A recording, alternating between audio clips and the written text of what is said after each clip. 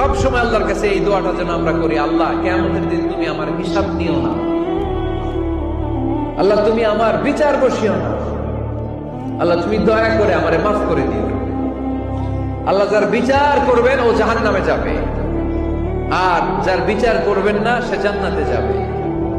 আল্লাহ যদি বিচার করে আর পাই টু পাই হিসাব নেয়, নামাজ পড়লি না কেন, রোজা রাখলি না কেন, মিথ্যা বললি কেন, খাদ্যে ভেজাল দিলি কেন, মাছে ফরমালিন দিলি কেন, যৌতুক খাইলি কেন, ঘুষ খাইলি কেন, উল্টাপাল্টা করলি কেন, জিনা করলি কেন, একটার পর একটা প্রশ্ন বানে যদি সেই ভয়ঙ্কর দিনে আল্লাহ আমাদেরকে জর্জরিত করে, আমাদের কোন উত্তর আছে?